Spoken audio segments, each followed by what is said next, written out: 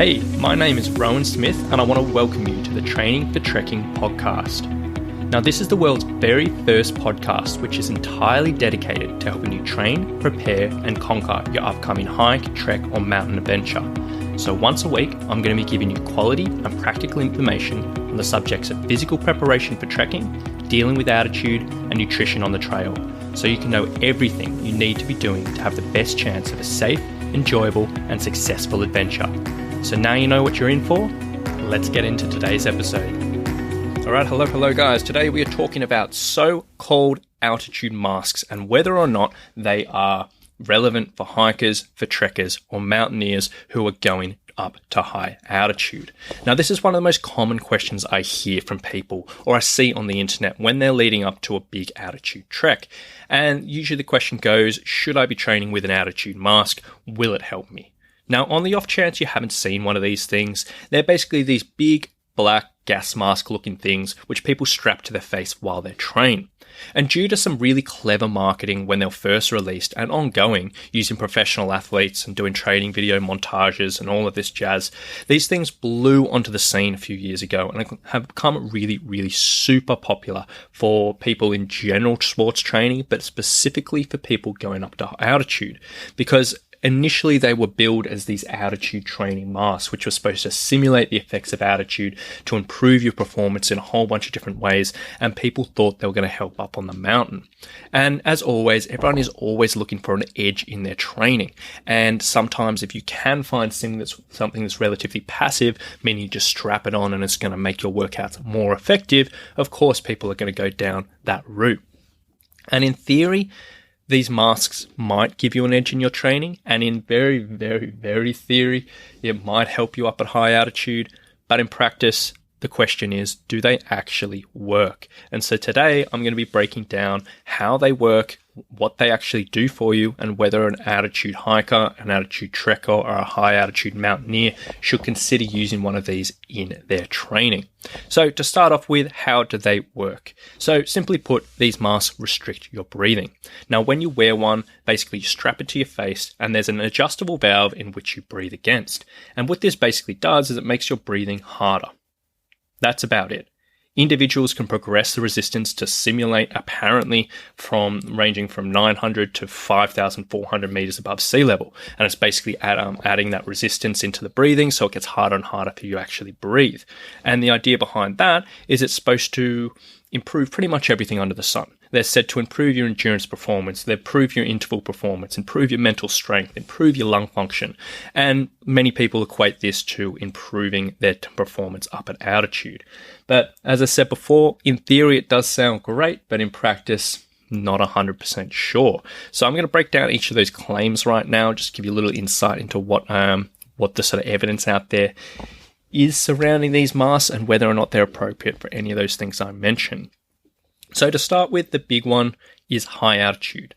Will one of these elevation or altitude masks help you up at high altitude?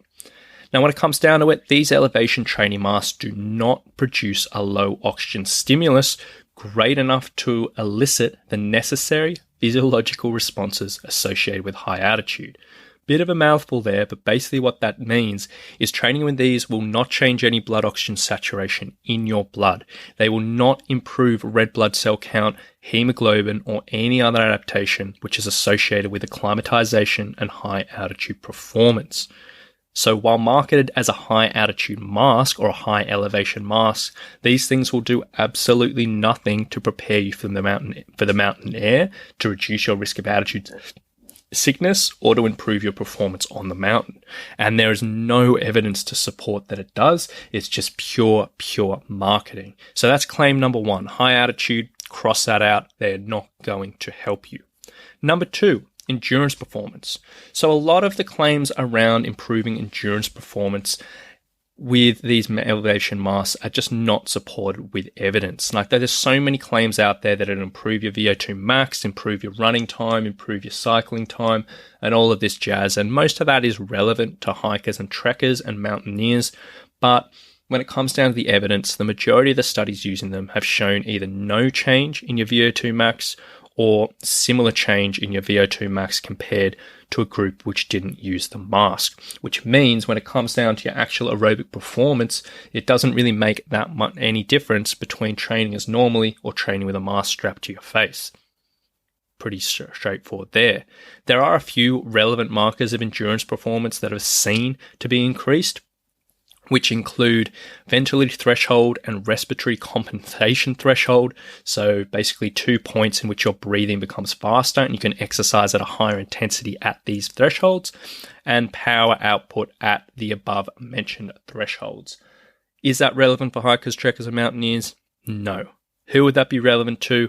Well, for someone who's going really quick for a moderate to long period of time. So someone like maybe a 1500 meter runner where they're really pushing the pace for like a bit of time.